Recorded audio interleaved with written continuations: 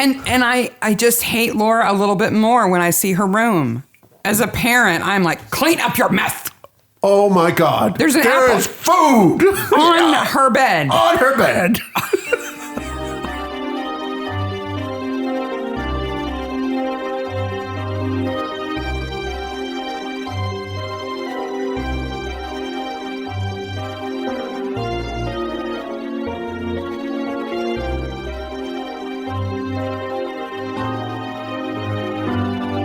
Hey, Maniacs. Hey, Maniacs. Episode 52. How you doing? I'm doing pretty good. You doing okay? Welcome to Midsomer Maniacs. Yes. A recap podcast dedicated to the ITV series Midsomer Murders. Each week we dig into the episode, the show, including the murders, the mayhem, the loonies, and everything else we love, including tits up a tree. We saw that awesome thing on Facebook this week that they've got a contest going to give away Midsomer Murders tea towels. Yes. Which put me on the hunt for the tea tray. Because I've wanted that Midsomer Murders tea tray for a long time, and Acorn used to sell it, and now they don't have it anymore. Yeah. Apparently the people who have it are not reselling it because it is not on eBay. Like, no. So I have a question. My tea tray, you may not have it. I have a question for you. Do you think we should enter said contest? I don't know. I'll think about it.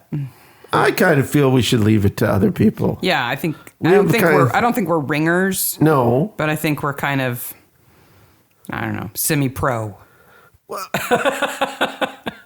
Maybe. Yeah, I'd rather some old lady win it who filmed it with her phone and, learned a new skill. Yeah. Anyway. I don't need to win any video contests. You know what I mean? But I would like the Plus tea towel. the effects would be awesome. Yeah. We could do like a deep fake of Barnaby, on your face or something.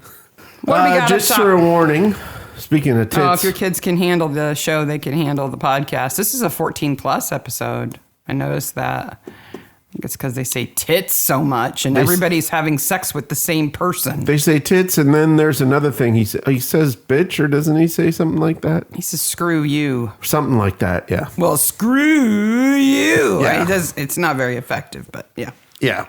We're talking, of course, about Dance with the Dead, which is the episode we're going to cover. But first, we have to say we were gone for 2 weeks, and we got all these welcome back messages as if we've been gone for 2 years. Nice. Everybody's so great.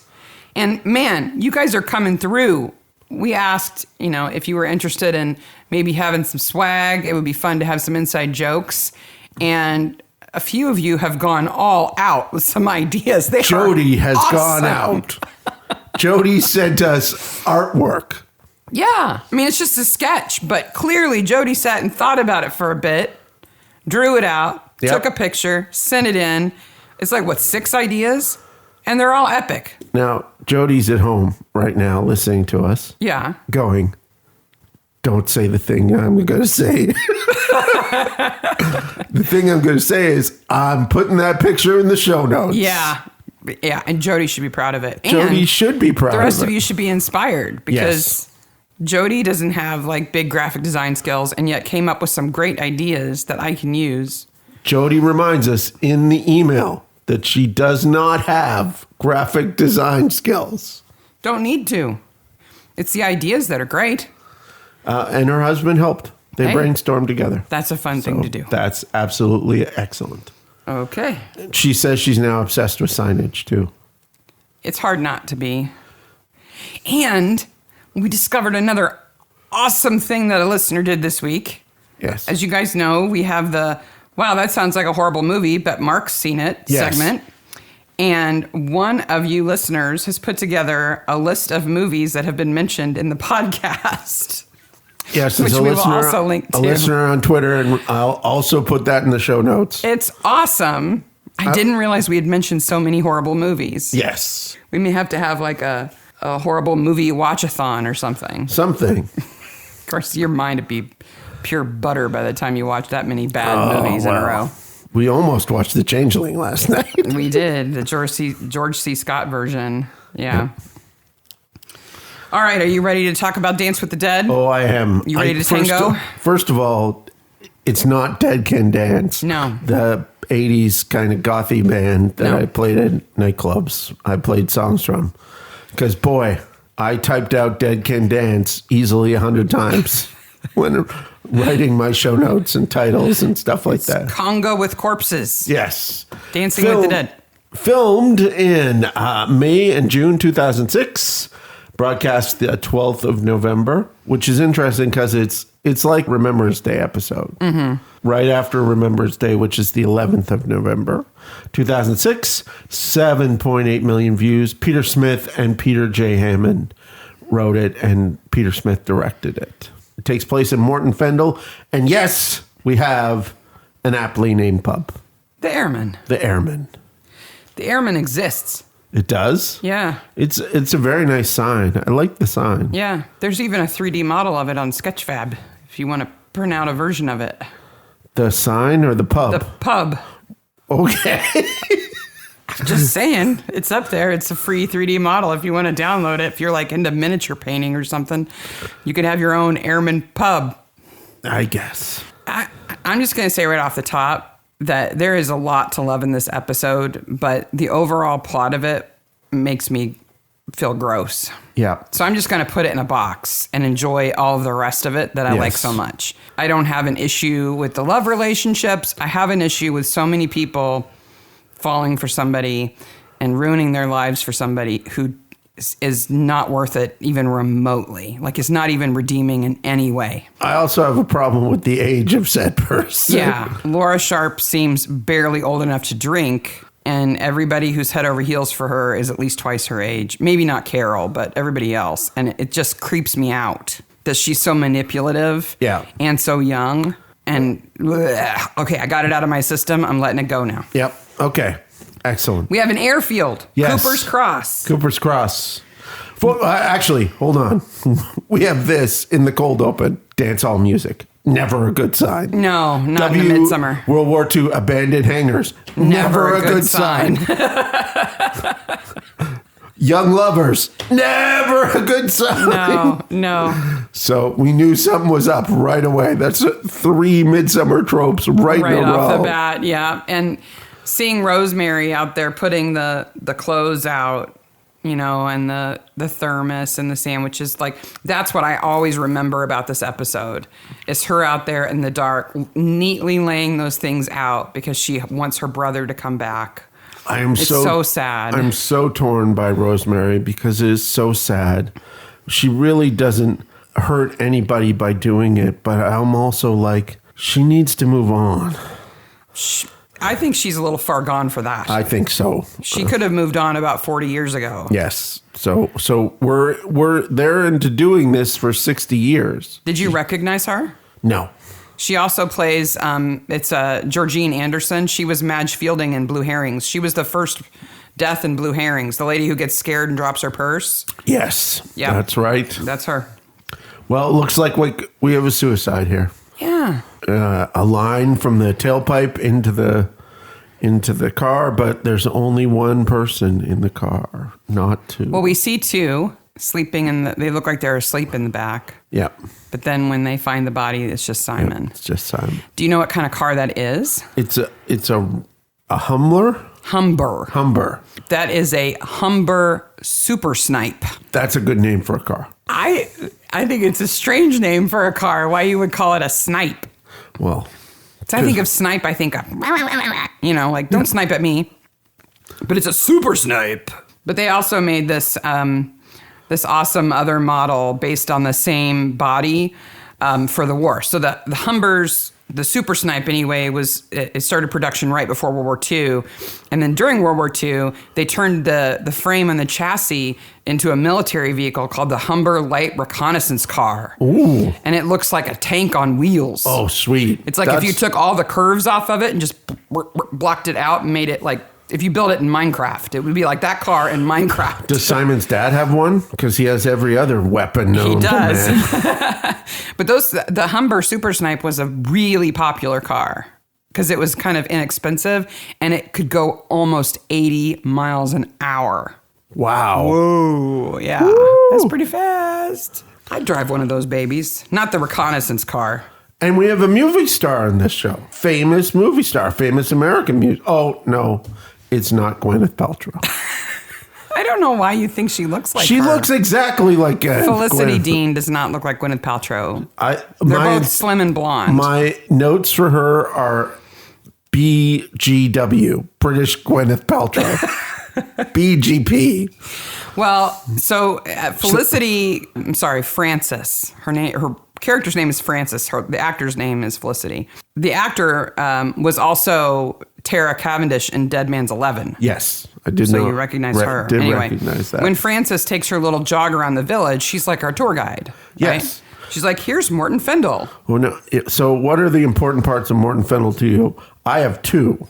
I also have two. Okay. One is that the restaurant has a table d'hôte menu. Yes. That was not one of mine. That can be 2 courses or 3. Okay. Though I think it's a ripoff because you get 2 courses for $9.99. Okay. And 3 courses for $15.99. That is a bit of a ripoff. That 3rd course is a premium price. Yeah, it is. It should be $5, right? Yeah. It's more than $5. Anyway, and the George Hotel. Okay. Did you try to find the George Hotel, by the way? I did not try to find the George Hotel. Be glad you didn't, because there are over 65 hotels in the UK called the George Hotel. With wagons out front? No, that's not a wagon. Sorry. It's that's a carriage. We're in England. Yeah, it's a carriage. But the George is maybe the 2nd most popular name for a pub in England. Yes. Yes, I noticed those things, but my 2 things are different. What were your 2 things? One is the first appearance of a lemonade stand in Midsomer. Oh, it's a stall. Well, still. Yes. Why is that there? I don't know. To say... there are children in town? To say in November, we have lemonade. I guess. And then, according to my notes, she runs past the worst house in the existence of ever with all of its wisteria in bloom. I wasn't going to mention that because in my notes, it's all just curse words and then wisteria. We should post a picture of our wisteria so people can appreciate just how evil ours is. Didn't bloom again this year. Of course not. Of course not. It had blossoms on it. Did they bloom? It had black rot dripping out of it, and it's still... It won't die. It won't die, and it won't bloom. It hates us. But did you notice whose cottage that was? No. Christina's cottage. Christina. Who's Christina? I have no idea. Oh. Well, I hate her. Well, I thought it was Carol's cottage because I heard Carol's name later. But then Carol's cottage is the cottage. Oh, it's the definitive cottage? We'll get to that. Is it the platonic cottage? Yes, the platonic cottage. There's also a Lynchgate cottage. Whose house is that? I don't know who lives in it, but when Tom talks to, I call him Dick Budd. His name's Richard Budd, the postmaster. They're in front of a sign that says Lynchgate Cottage, okay. which is a great name. It must be out in front of the church. And there's a parish hall, of course, because if you're going to get in trouble in Midsomer, you must have some kind of hobby. And the hobbies that conflict with each other. Yes. So the hobbies that conflict here are Elaine Trim's School of Dancing. Now she offers ballroom,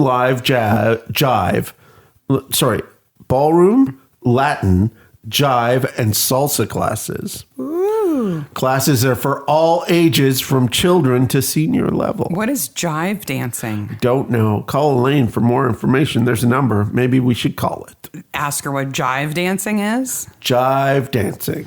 Jive dancing. My next note is, it's a redhead with lots of cleavage. Tom's in trouble. No, because if there's any cleavage in this episode, it's Joyce. What is up with Joyce? We should not jump around like this. We'll make people crazy. No.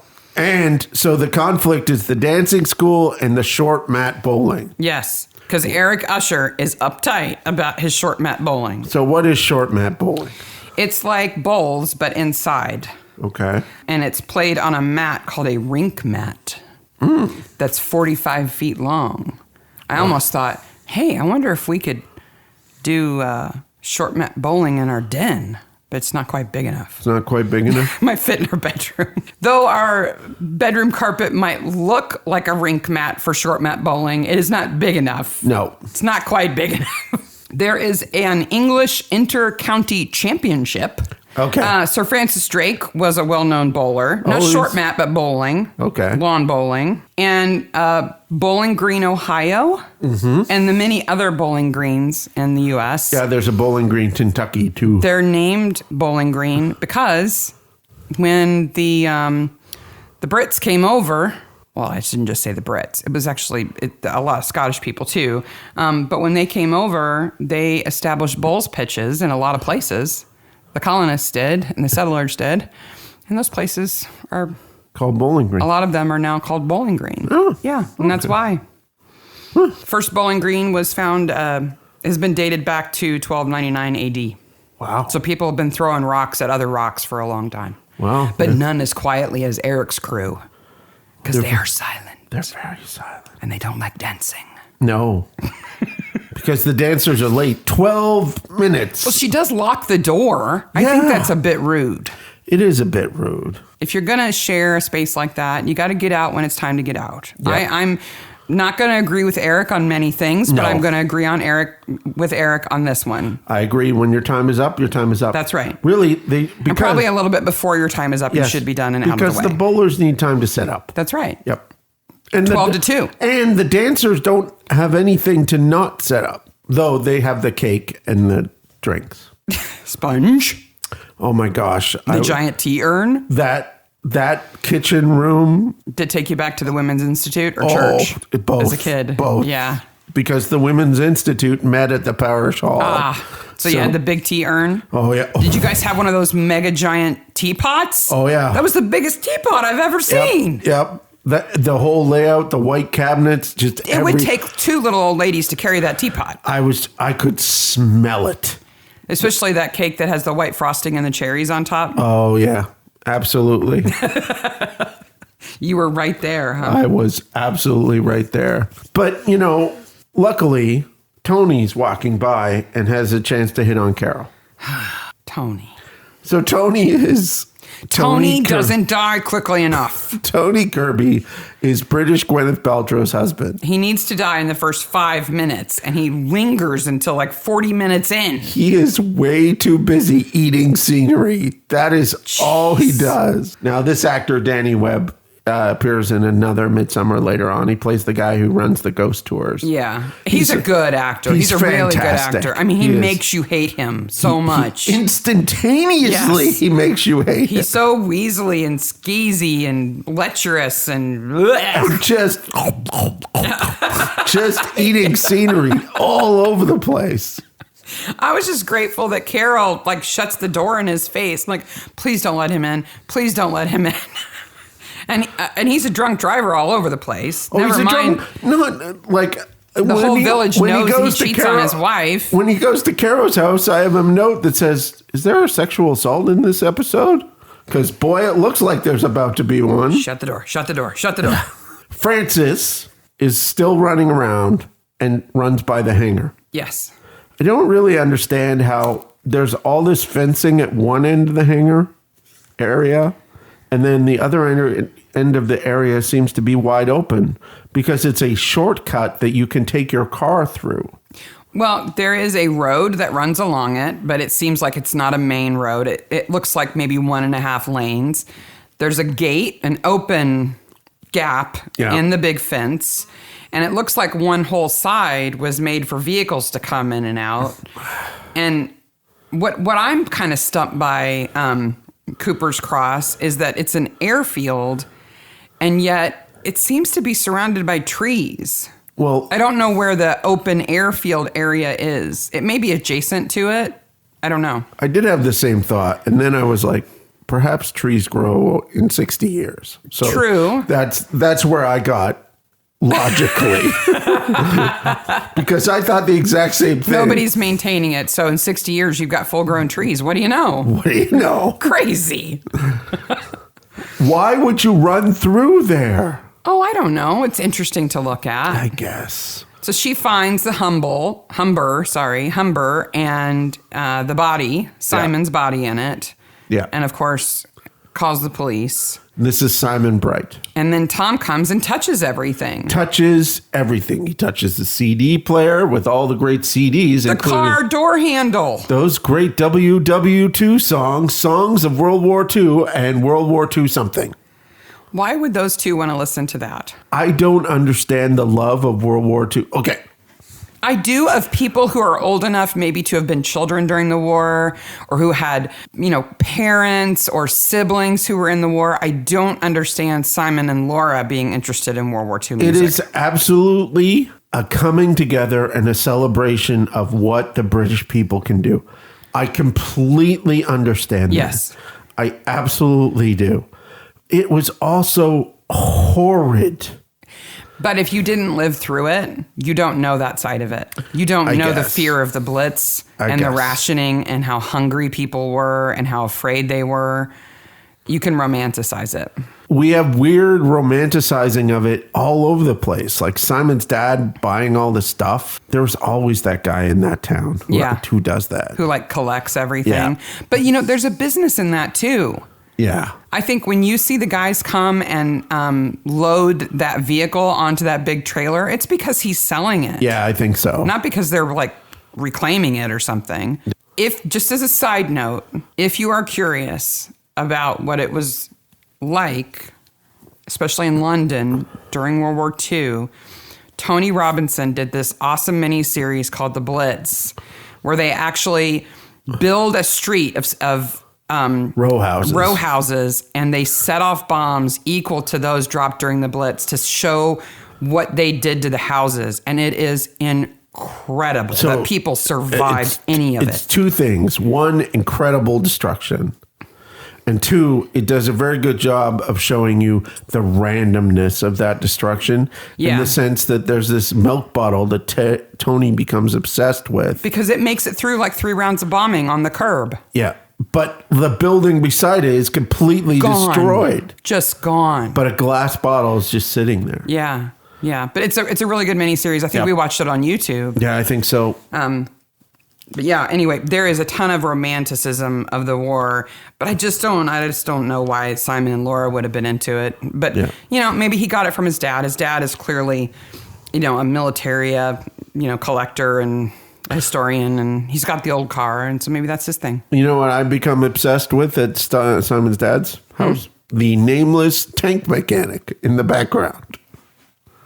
Who just hangs his head and shakes it. Just hangs his head and shakes it. I just called him Mr. Coveralls. And there's some horrible ADR there.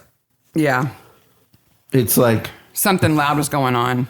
It's something loud or this something. This is when they have to add the dialogue back in the audio because the take of the audio wasn't good on set. So what happens is the editors go, we need to re-record this piece of audio. So Jones and Barnaby would go into a studio and recreate the audio, watching that. Right, probably. they talk over the video. But the levels are all wrong.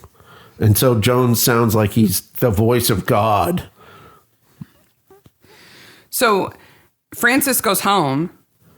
Yes. And then Tony comes home. Yes. And she's clearly upset. And now we see just how gross he is. Oh, he is horrendously gross. The delight in his eyes when he hears that somebody is dead. I'm an expert on bodies. Ew. Yuck, yuck. The delight in his eye, he's such a good actor. The delight in his eyes when he's standing opposite Tom and Jones at the scene, at the airfield, and he's trying to look over their shoulders. He's a little short, so, he's trying to peer. He looks so excited. Does he know it's Laura at that point in time? Possibly. No, because Frances has already told him that it was Simon. Oh, that's that it was right. A boy. Okay. Because I was kind of additionally grossed out that he was thinking of seeing somebody who he had a fling with. Yeah. Again, way too young for him. Oh, gosh. So young. Yes. And then we're off to the pub, the Airman. Yes. Right? And we've got Jim Druce, who's the barman. God, he looks like Douglas Adams. He does. You picked that up too? Yes. Yeah. He looks so much like Douglas Adams. I was like, That's Douglas Adams. And of course, Richard Budd at the post office, who's so worried about Francis. Hold on. At the pub, we have some stuff. Okay. We have a brochure. Yes. The Cooper's Cross Story, a history of a midsummer airfield. Why does Tom ask how much it is when it says right on the holder how much it is? He says how much the DVD is because he buys the DVD. So he can watch it. Or they give it to him. Mm-hmm. Right. And then a DVD called Wartime Airfields, The History of Cooper's Cross. That's not Wartime Airfields. That's Wartime Airfield. No, it is a quintessential airfield, Mark. Well, it has no price on it, so that's why Tom asks how much it is. Gotcha. I thought he was asking about the brochure. Nope. Again, if you're in possession of any of these things, please send them to us. Or pictures or something. Yeah, yes. Something. So Jim doesn't have very positive things to say about Laura, who's missing, right? Yeah. Everybody thinks she must have been involved somehow. She was Simon's girlfriend, though she was a girlfriend of half the village. So everybody's looking for her. And she is the lodger of Carol Prentice. Okay, before that, they go see... Who did they go before to see that? They see Richard. Yes, at the post office. Okay, yes. He's cleaning up crumbs. Yeah. Why? I don't know. It freaked me out that he was cleaning up crumbs. Post office in the UK do a little bit of everything. He might have been eating his sandwich, eating his lunch at the counter, or, who knows? Okay, sorry. Now off to Carol Prentice's or the House of Lesbos. And I just hate Laura a little bit more when I see her room. As a parent, I'm like, clean up your mess. Oh my God. There is food on her bed. On her bed. Like, kick this girl out of your house until she cleans that room. It's just like... She's behind on her rent and she's a slob. I just have a note that says, oh my God, her room. I was hoping for some posters or something interesting because I had to look at the room with their underwear all over the place. Just bras. No, lots of bras. But who just... Nobody I know. Oh, Not even our kids are that messy. It's staged messy, too. Yeah. It's not real messy. But they should have made that mess and then let a teenage girl go in there and go for like 20 minutes. And then it would have been real messy. It's food on the bed. It's unacceptable. Unacceptable. And we get our first big clue, which is that Carol has Laura's picture on her bedside table. Right on the bedside. And there's something written on the back of this picture with that love. They spend 4.5 hours before they turn it over. They show it to us. Yeah. But before they turn it over is like every time they show the picture, I'm like, turn it over, turn it over, turn it over, turn it over. Look at the back. Look at the back. So Carol has her picture on her bedside. Yes. I've never had lodgers, but I know if I did, I would not have their pictures on my bedside. No, that's not where you keep it. It kind of gives it away. Sort of like food. It's not where you keep it. No. And Tom notices that right away. He's not stupid, he's right? He's not stupid. When she goes to get it, he's like, that's where it was. Okay. That's where it was. Huh. So we go back to Cooper's Cross, okay? And I'm going to come back to this a couple of times. Before we leave Carol's, okay, we also discover another bad thing about Laura, which is she has 2 jobs and yet she's collecting unemployment. Yes. So she's double skeezy. She's, what do they call it? They call it... Gyro. Gyro. Yeah, so she's lying to the government. Yeah. And her other job is at a kennel. And I hate that... Richard doesn't turn her in. Everybody is like, oh, well, she's so nice. No, she's not. She's just a little slip of a thing. We have no evidence that she's actually nice to anybody. None. Except, Simon. She gives him some kissing, but... But she's a user. She uses everybody. Yeah. She takes advantage of everybody. Yep. Hi. I just wondered if I could borrow some money. No. No. Okay. So the thing I want to talk about Cooper's Cross is this. Mm-hmm. First of all, there are a number of cops and Saco guys there. Yes. Like a large number. Yes. And they spend this entire episode doing the following. Mm-hmm. Go out, investigate, tape off, clean up, tape down. Mm-hmm. Go out, investigate, tape up, investigate, tape down, go home. What's next? Go out. They go to the same place 3 times. I didn't notice that. They have to build it all up and tear it all down every single time. If I had gotten a call at the Costa Nick to go out to that damn airfield again, I would be like, no! I don't care who's dead. They can all die there for all I care. We're just going to stay there. Yeah. Just tape the whole place off. Nuke it from space. The only way to be sure. It's like the church that sets people on fire. Yes. Like, don't go in there anymore, okay? Yes. Rosemary made the cake with real eggs. Oh, such a perfect wartime detail. Yes. It tells you what era her mind is in. So much excellent. Her mind is in 1945. Yeah. That's where she lives. Laura is a mooch. Cully's not a mooch. No. Because she offers to pay Joyce for the dry cleaning. Why is Joyce doing Cully's dry... Well, okay. Joyce is not doing the dry cleaning. No. But she is taking the dry cleaning... And bringing it home. And telling Cully that it's ready. And so I got all on my high horse about this. And then I was like, oh, hold on. I got to stop taking notes because I got to take the kids to this place and do this other thing. So I got kind of knocked down off my high horse. Did they offer to pay for gas or anything? No. No, of course not. So we know Cully's in this episode now. Yes. I don't know why. I don't know why they're watching the video on the world's smallest television. And on the dining room table. On the dining room table. But it's Ben's like, can you get me out of here, please? Help me. But it's the perfect, Tom Dad History Channel, moment.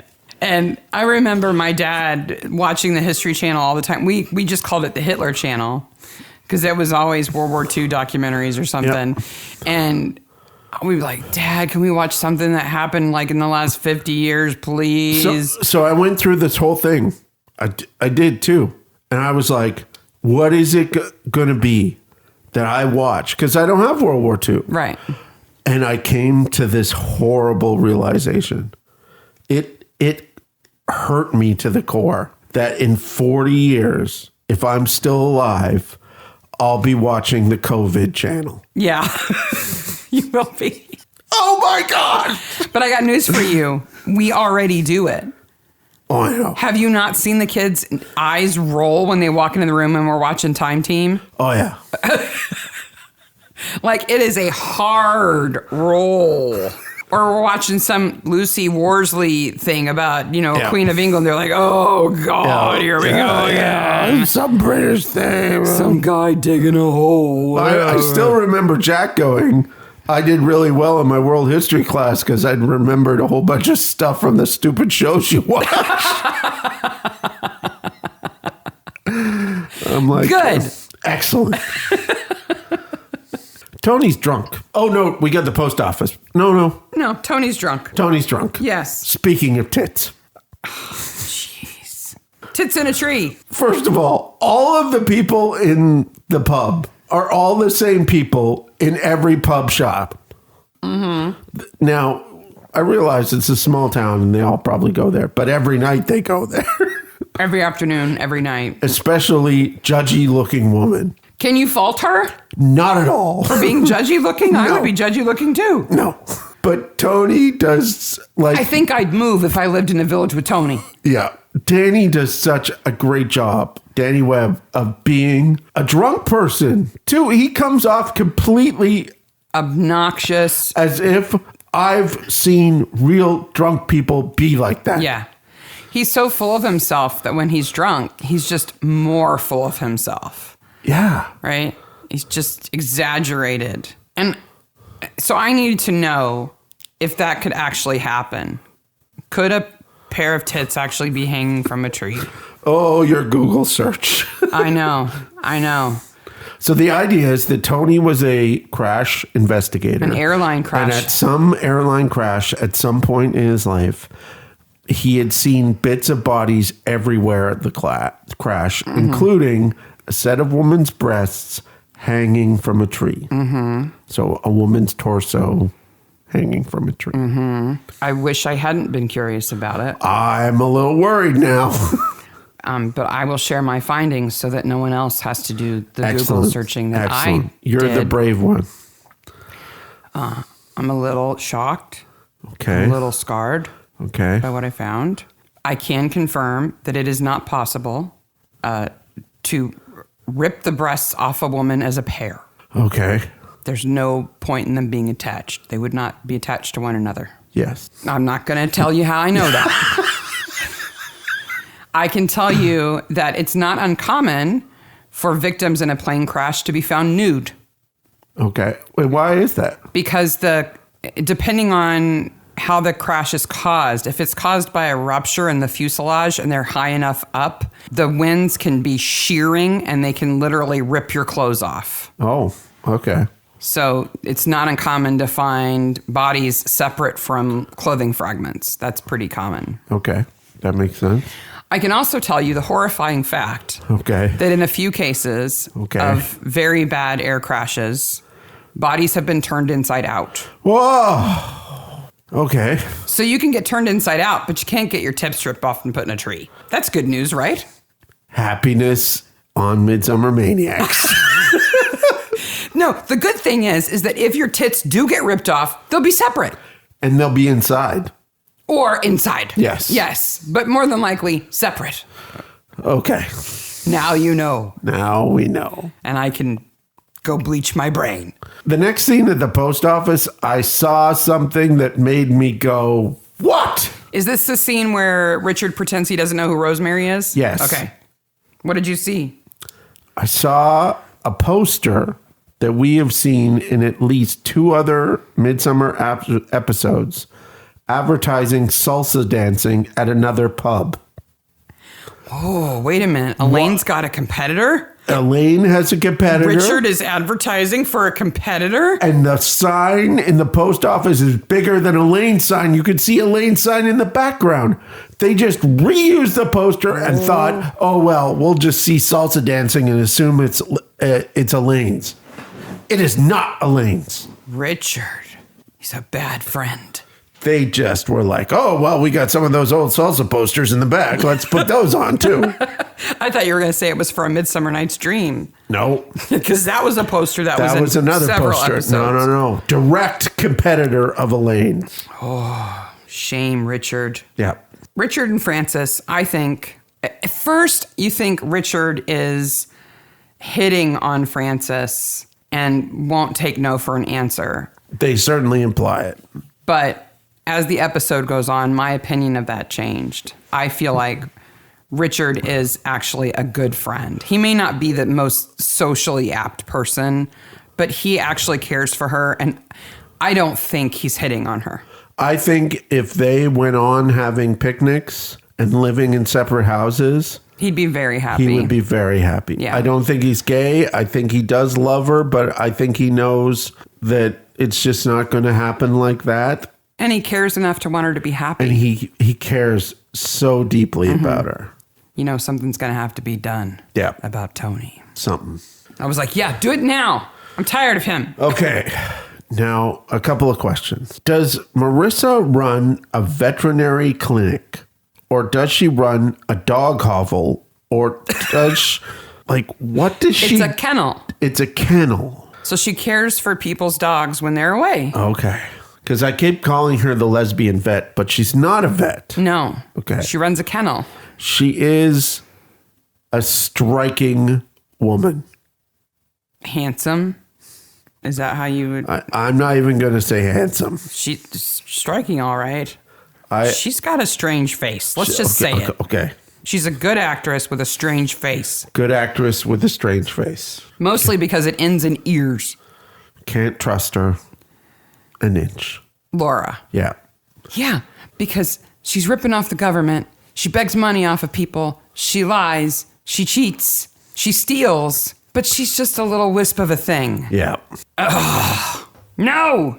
Even Marissa has wisteria growing in her damn kennel. Everybody has wisteria. And flowering. Everybody. I'm surprised there isn't flowering wisteria at Cooper's Cross. I'm surprised it doesn't just spring up out of the ground and flower spontaneously wherever Rosemary walks. Look, wisteria. It's just to make me bitter. And then we get to go to Eric's house. Yes. And as soon as I saw it, I was like, well, Mark's going to be on these scenes for at least 3 hours. Because Eric's got cameras. Okay. And projectors. The first note I have is, oh my God, am I the creepy man from Midsomer? Because you also have a collection of cameras? Oh, he has more than cameras. Okay. He has a magic lantern. Yes. Do I have a magic lantern? Yes. He has books about filmmaking and filming and photography. Do I have books about those things? Yes. He has a film projector. Yes. Several. I may have 5 in this room. Yes. Yes. He has a bunch of weird and unique cameras, including a brownie. Yes. Yeah. I have all. Doesn't he have a brownie around his neck in that scene when he gets home? Time. Yeah, he has a brownie around his neck. If I had have seen some of the unique cameras, I have a collection of weird cameras, including one that takes stereograms. Mm-hmm. If I had seen the stereogram picture, I would have had to turn it off and stop for a little while. What was that one in his living room that has that really big wood stand that looks like you couldn't even move it? It's just an old, like, daguerreotype thing. Like one that you would use in a studio, I'm guessing. Yeah. He's got nice stuff. He does, but he was a professional photographer. He leaves it everywhere. I'm like, who is worse? Take better care of yourself. This woman's room or that? He has a film, an 8mm film that's just sitting there on stuff. You can't see it, but Mark is kind of twitching right now. Put it in a canister, man. But he also has an attic covered in photos of a 19-year-old girl. Okay, I'm not that creepy. No, you're not. No. You have an interest in common. You're not a creep. They leave that. Okay, well, we'll get to that reveal because there's a problem with that reveal. I don't know where his dark room is. That's not the problem with that reveal. Okay. But so we next move on to there's going to be a parish hall meeting, a parish hall party. Right? 40s dance night. Now, Sydney. Do you know about Sydney? No. Okay. Sydney threw up last time. Well, he doesn't spot when he spins. Yes. So he has to be careful. I love that Jones kind of giggles at that and Tom's like, nope. Zip. So they talk to Elaine and they go into the incredibly familiar parish kitchen. Yes. But there's one thing that stands out in that kitchen that I have never seen in a parish hall kitchen. What? There's a fruit machine in the background. Oh, yeah, there is.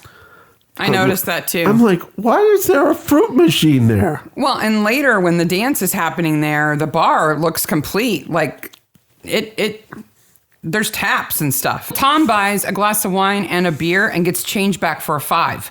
I know. That's quite the deal. That's super cheap. I don't care about the 8 pounds cover to get in. That more than pays for that. How is it 8 pounds cover to get in? This episode got under your skin, didn't it? I was like, What did you think about Eric's computer? Okay. So first of all, I tried to figure out what application he was using. How would I try to figure out what application I he was thought it using? was Paint, Microsoft Paint. It wasn't Microsoft Paint because I went through every edition of Microsoft Paint and Windows Photoshop since the beginning, comparing the interface. You are such a nerd. And what was it? I have no idea. You still don't some know? Crazy. It says PALS at the end, so it's obviously some. Okay. They have a software guy who created it. Yeah, so it's not anything. No. So that they didn't have to pay a license to somebody. Yeah. It's just an interface. Those photos just. Ugh, bleh, bleh. I'm sorry. Bleh. I just kept going, I'm not this guy. I don't do that, but Oh, gosh. everything else is... Oh, I was waiting for him to masturbate. Okay. She said it. It looked like he was getting close to it. Well, okay. So let's talk about this now. And why does he need to look at the photos on the computer when they're on every wall of that room? Okay. So he can zoom in. Blech. I'm a lech. No, you're not. And I have pictures of a teenage girl all over my room. When the cops show up, I'm like, oh, it's over there. He has no time to hide it. Why does he even have to say anything? Why can't he just say, oh, that room? Oh, that's this room here. No. Yeah, See, I don't think, ultimately, I don't think Eric is a bad person. I don't think he's a liar. I think he's a fool. Do you think he and her did anything more than No. pictures? No. I think. And I think she only took the pictures because he paid her. Yeah, I think so too. No, I think he's a fool, and he knows it, and he's kept it a secret this long. Whatever, it's out now. Okay, so What is up with Paul Bright, his booze, and his bullets? I don't know. He kind of rubs them on his face almost, and then points the gun at the camera. And just clicks. Yeah, the person who points the gun at the camera is never the killer, No, never, and we knew he wasn't. and he doesn't. No one gets shot. It's just weird. But he's clearly sort of prowling around. Like I think he wants to kill Laura if he sees her. I think he definitely. If she wasn't yeah, already dead, I think he wanted to kill her. I think so. And he's kind of like self-soothing to fantasize about shooting her. Yeah, I think so. What is up with old ladies obsessed with dead brothers named Ralph? Oh, Lord. Was everybody named Ralph in the Second World War? I don't know. But this is the second old lady we've got who's obsessed with a dead brother named Ralph. Another dead brother named Ralph. Now, Rosemary doesn't have his body up in the bedroom on her second floor. No. But I'm not so sure that she wouldn't if he'd come back. So you're making a reference to episode, what is it? It's like 3 or 4 with Anna Massey, who has The the Brian brother. Clapper episode. Yeah. So it's episode 2. It's Written in Blood. Yes. Yeah. Because it's Anna Massey Yeah. plays the woman writing the family biography. Obsessed with her brother Ralph. Yes. And Rosemary is also obsessed with her brother Ralph. Rosemary seems amazingly positive at this point. Delusional. Yeah. But positive, I guess. Yes. She's hopeful. Okay. She doesn't have his corpse in a bed in her house that So- we know of. Now comes the 5 to 6 minute set piece of the party. Oh, wait a minute. No, not yet. Yeah. What do we have to talk before that? Oh, Richard and Francis have a picnic. Yes. And the barkeep confronts Tony about being dumped by Laura. Yes, and the same people are in the pub. Yes. And then Tom and Joyce are just trying to have an evening out, and Cully shows up and goes, "Where are you going? What are you doing? Okay. None of your business. Okay. Get out." Before that, before Cully the third wheel, Gosh. Tom puts a glass on the counter and walks away. What is up with you? I have in my notes, Tom would never do that. I didn't think he'd ever touch the door handle where a corpse had been found without gloves on either, but Though he did that horrible dishwashing incident in that other episode. yeah. Okay. But he sets a half-filled glass of water on the counter. It's because he has other things on his mind. Well, having his daughter along as a third wheel is obviously... He invites her to go. Now, in that scene, when they're in the foyer of their house getting ready to leave, and you see Joyce dressed up for the first time, Yep. you see top and bottom cleavage. Yep. That dress is way low. And when you see her again, it's up. Yeah. Thank goodness. Yeah. I'm like, Joyce. There's a glass on the counter.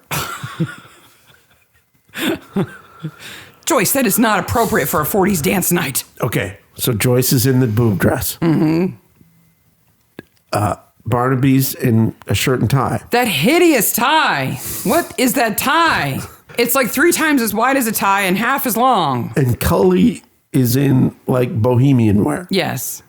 This is a fancy dress party. But clearly not everybody has a costume. I don't know. Most everybody. Where do those people get those uniforms? They're beautiful. Yeah, but most people don't have a 40s, RAF uniform sitting around or Land Girls uniform sitting around. Did you see 40s RAF hippie? Yes. Yes. Yes. But there were some women who were just in tops and skirts and had their hair in victory rolls, and they looked very nice. Yes. Joyce doesn't have the hair for victory rolls. No, she doesn't. So she can't do that. What is up with Tom's flowery tie? I don't know. If he was going for a 40s look, I don't think the zoot suit tie was appropriate. You know who else is there? Jones. Jonesy on the make. In an ivory jacket. What is up with that jacket? And Jonesy is like, hey, hi, ladies. How you doing? Like, I don't know. When he's dancing with that girl, she's clearly very young, and he's showing her how to dance. No, but he's talking to those other two girls. Why shouldn't he? Are you Cully? Do you get to be jealous of him for no reason, too? Yes. Why is Cully jealous? I don't know. She totally is like, So she doesn't think that Tom and Joyce should have fun. She doesn't think that Jones should talk to girls. Yep. There's a Canadian flag. Yeah. We get very few references to Canada. I take them when I get them. Okay. There's a creepy old guy taking pictures. When Tony is not the creepiest guy in your village, there's something wrong. Yeah. Eric is gross. And we have a crooner. We have a crooner. Yes. She's actually credited as crooner. Yes. But she's Liza Pullman. So. Or it could be Lisa. I don't know. My next note, and I'm sorry I wrote this note. I feel bad about saying this note now. Because I said, but you're going to anyway. Does she have blackmail material on the producers? Because she sings 3 songs. It's because she's a catch. Yes. To be in the episode. I didn't realize this. Liza Pullman, or Lisa, I'm sorry if I'm saying it wrong. Liza Pullman is a well-known singer in the UK. She's in a group called Fascinating Ada. They're a cabaret group. They're very funny. I started watching them on YouTube. Ada like Ada Lovelace? Or? Yeah. Okay, cool. I don't know if it's a reference to Ada Lovelace, but I fell into a rabbit hole. They're really funny. So I think they featured her because people would go, oh, look, it's Liza Pullman. She's in this episode. But I don't think that warrants 3 full songs. I think they had some space to fill. If I hear I'll be seeing you again anytime soon, bleh. This is the longest middle party fet type thing ever in Midsomer episode.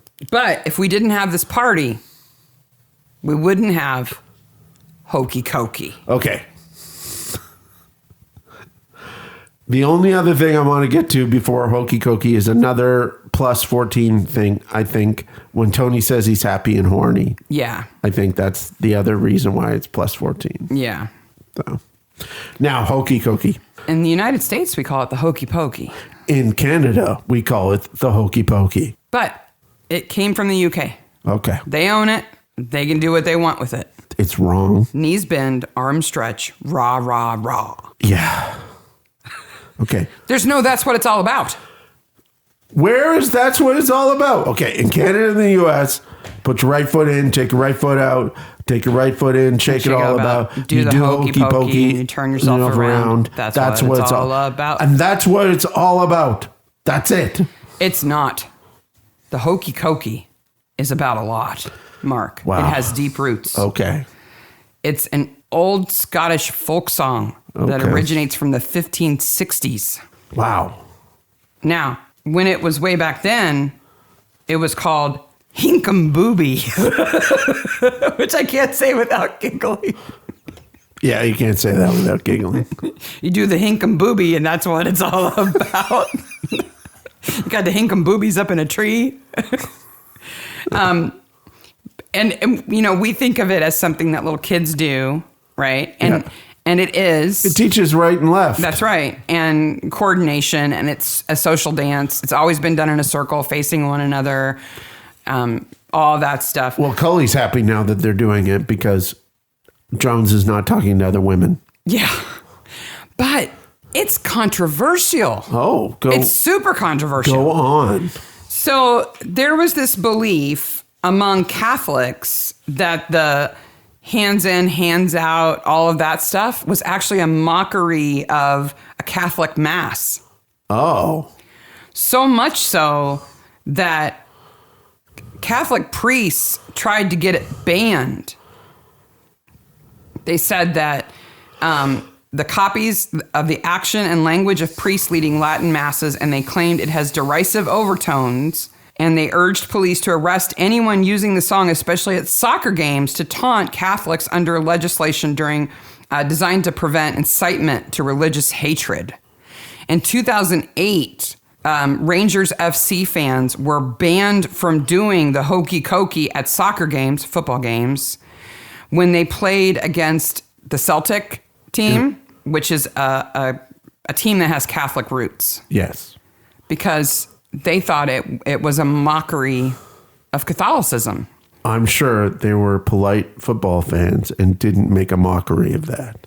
I'm sure nobody flaunted that rule. Yes. No. Oh my gosh. The headline for the story announcing that change, Hokey Cokey will land you in the pokey pokey. Which I thought was great. Yes. I wanted to know like exactly where it came from because there's a lot of sort of conflicting stories about, oh, it's a Scottish song, it's an English song, where did it really come from? And so I turned to Google Scholar to look at all the sources that mention the Hokey Cokey. Yes. And what I've learned is not a definitive history of the Hokey Cokey, but rather that it is a all-powerful multi-use metaphor. Okay. The following phrases were mentioned in academic journals and important legislation. Okay. Economic Hokey Cokey. Okay. Political Hokey Cokey. Okay. Sustainability Hokey Cokey. Okay. Medical Hokey Cokey. Space Hokey Cokey. Even asteroid Hokey Cokey. Wow. Glacier Hokey Cokey. Inflation Hokey Cokey. Radical British Bobbies Hokey Cokey. Sexual Hokey Cokey. Hemoglobin Hokey Cokey. And epidermal growth factor Hokey Cokey. So obviously it becomes a metaphor for any sort of you're in, you're out. Frivolous switcheroos. Yeah. Yes. Yes. I think my favorite is the hemoglobin Hokey Cokey.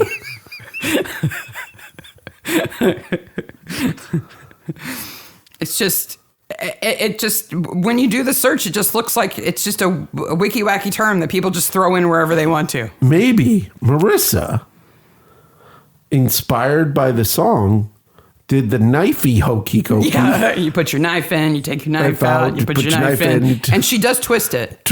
She's doing the hokey pokey. She's twisting it all about. Yeah. You do the Hokey Cokey, and then you pull your knife out, bury it in the ground. Poor Tony. I was so glad he was dead. I was like, yay, Tony's dead. We don't have to hear him anymore.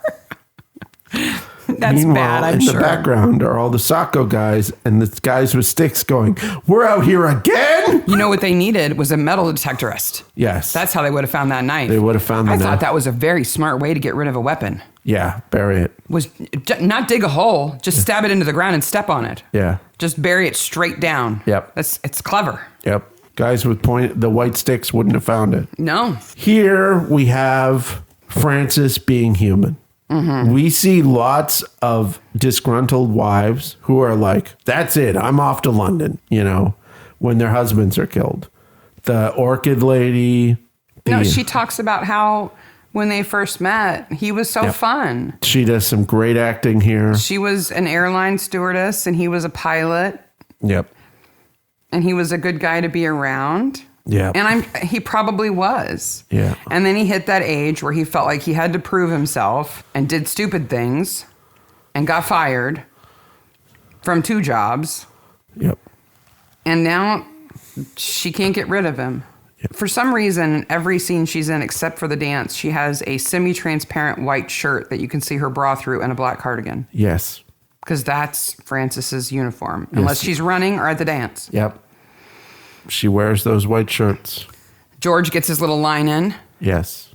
He's more of an expert in bodies now. Yes. George is another one who's like, again? We have to go out there again? Morton Findle, will you stop killing each other? In the same place. And now we get to see the attic room at Eric's. Now, I have a question about Laura. My note is Creepy Man is creepy and messy. Mm-hmm. Does Laura have a mullet? I think she does. It's mullet-y. It definitely is. What I wish they had have done in this episode that they could have done in one scene and cut some of the party scene a bit was show us how charming Laura would have had to be to be like this. Give us an example of what won so many people over. Yeah. Because right now, her most positive trait is that she kisses people. And that she's gone. Yeah. So she's done hurting people. No. Did you think the voice on the telephone sounded like the voice from the doll on Murdoch? So there's a Murdoch Mysteries episode where there's a talking doll. Yeah. There's meant to be a talking ball. It has a Edison. It's like a string pull kind of doll. Yeah. And it has a creepy voice. Her voice it was that. Plus it was like totally. Can you save me, Murdoch? It was totally that and totally David Lynch at the same time. It was very David Lynchy. No, what struck me was it was clearly a pieced together piece of dialogue because apparently Marissa knows how to like splice tape. Okay. I have a whole half-page notes on this. Of course you do.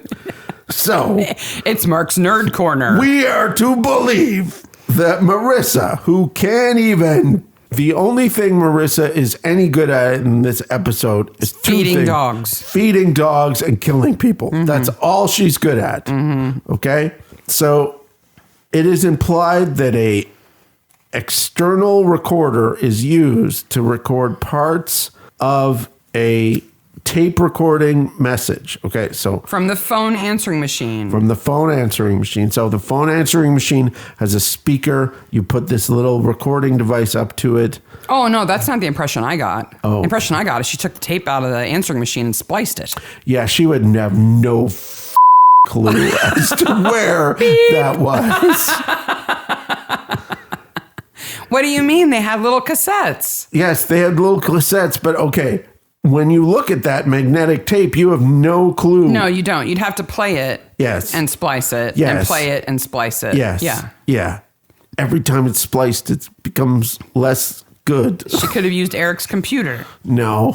Computers had a difficult time with this, even in 2006. So, yeah, I was like, that is not how any of that works. Well, it works well enough for her because she lures Carol out to the airfield and tries to choke her with a piece of chain. And when Carol leaves and Elaine is there to babysit, she walks past a sign that says, "The Cottage." What cottage? The cottage. The cottage. Where does she live again? Oh, at the cottage. Wow, I was like, is that the Carol? No. The Cottage. Then all of a sudden, Rosemary's at the cop shop. No, I'm sorry, Marissa's at the cop shop. Did you wonder how they figured out it was her? The dog chain. Barnaby sees it and goes, okay, it's her. Oh, I must have missed that. I must have been taking notes. Because I was like, what, did they just rule everybody else out? They're either dead or not involved, so it must be Marissa. And then I remembered, no, Rosemary saw her.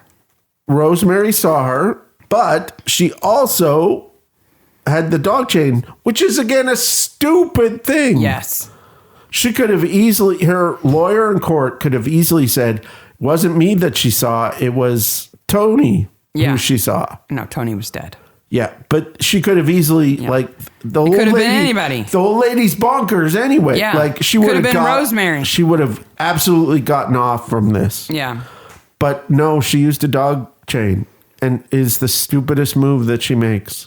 If she'd used a choke chain, she would have killed her. She didn't even use the right kind of dog chain. Yeah. She used, I think she uses it like a garrote, but... But it's just a chain leash. Oh, guess what the guys with white sticks and the constables have to do? Tape it off, poke around, take the tape down. And then She buries Laura next to the kennel. Okay. She is a serial killer. I have a question. She's a spree killer, technically.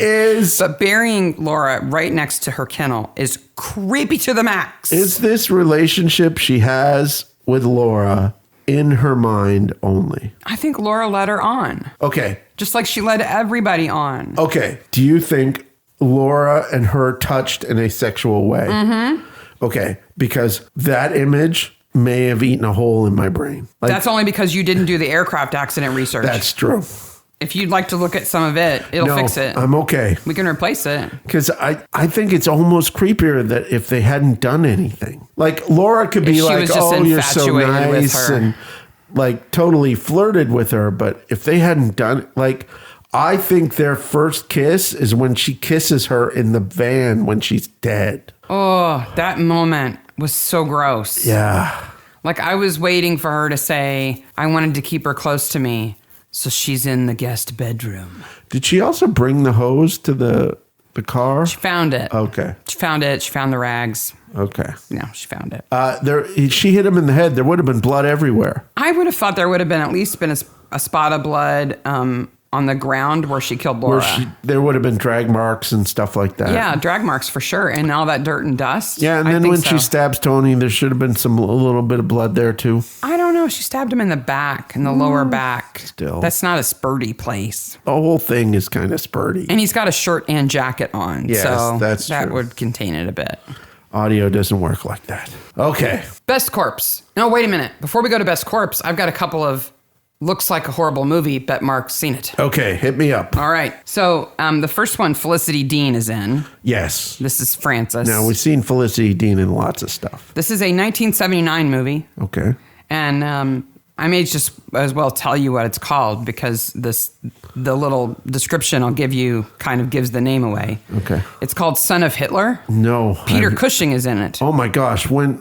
Stop the press. I need to go see this movie right now. It's a comedy. Right now. It's supposed to be a comedy. I don't know that it was ever actually released in theaters. Okay. It's kind of a cult classic because it's hard to find. Okay. The leader of a right-wing German political party discovers that an illiterate woodcarver is actually the son of Adolf Hitler. He kidnaps him from a mental institution and prepares him to start the Fourth Reich. Wow. Peter Cushing is the guy who kidnaps him. Peter Cushing plays a good Nazi. And Felicity Dean is like a secretary. Yeah. Oh.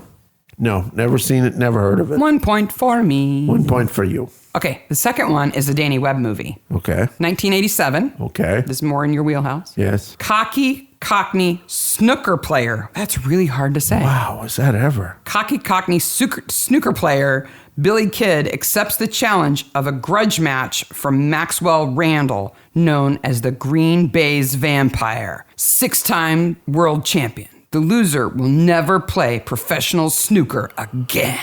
I've never seen a snooker movie, so wow. It's called Billy the Kid and the Green Bay's Vampire. Okay, wow. I have to go see that movie like right now. And Danny Webb is in it. Oh, that Tony. That sounds fantastic. He's very young. Yeah. But he's in it. Not very young. He's like 25 or something. Yeah. I was kind of hoping that the snooker player was actually a vampire. Yeah. He kind of looks like one, but I don't think he is a vampire. I think they just kind of dress him up like That's one. disappointing. If you lose, I will suck your blood. I will put your tits in a tree. One at a time. Because, together, that's ridiculous. As long as you're not inside out. Yes. Best corpse. Nice corpse. Simon, Tony, or Laura? Okay, I'm going to be controversial here, and first of all say I don't believe Tony is actually the body. Okay, we don't see his face. It could be anybody. So he's immediately off my list. Okay. Okay. Laura, we barely see the body. Okay, so it's got to be Simon. I think you're underselling Simon, though. Simon is my best corpse, too, but he earned it. Oh, well, he's face down with his mouth open for minutes at a time, and sometimes naked. Yeah, he is. He is. You're right. Like, mouth open against the autopsy table. Yeah. And there's no drool puddle. Nope. No. He does a great job. He does. All right, after the credits, Frances is free. Frances has a good life. That's what it says. I think she and Richard go on a little trip together and have fun. and probably eat really nice food. They and should. drink wine and enjoy themselves. And maybe they put Rosemary in a home where she'll be safe. Maybe. Do you think Elaine is Carol's new girlfriend? No. Oh, you don't think? No. Don't think Elaine plays for both sides of the team there? I do not. Okay.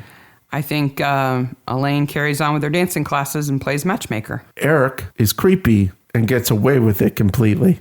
I don't know. I think there's a little pressure on him now. After the dance, Elaine confronts him at the bowls club, and she's like, I'm going to do something about this. I think he's creepy McCreeperson. And I think enough people saw him being creepy at the dance. He's not going to get away with it for very much longer. But the biggest loser are the dogs. Yeah, somebody's going to have to take the dogs from the kennel. Yep. But I think there's a bigger loser. Who? The sailor at the dance. Oh, Gets one dance with Cully, and that's it. And Cully just, I can't dance with you anymore. I'm going to sit this one out. I'm going to sit this one out. He's a nice guy. Poor Henry Pettigrew, who played the sailor. You Yep. were good. You did a good job. Yeah. And that is Dance with the Dead. You can find Midsomer Maniacs on all the social medias, Twitter, Instagram, and email. And also, Reddit. Reddit, yes. There was a whole discussion on Reddit this week about Cully going back to college. Cully needs to do something with herself. Yep. Besides swanning around being judgy. She's about to find a boyfriend pretty soon. Yeah. So we're also on the Facebook groups for Midsomer and Acorn, and anywhere else there's Maniacs. Next time, we get to talk about American accents. I am from America. My God. First of all, I'll have to wear a fez for the next episode. Second of all, Clapper's back. Clapper's back and American accents. I am American. I am American. See you next time, Maniacs. Bye, Maniacs. Bye, Maniacs.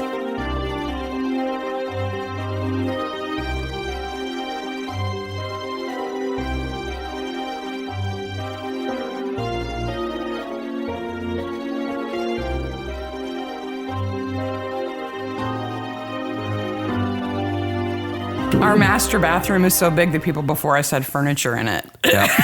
That's how stupid it is.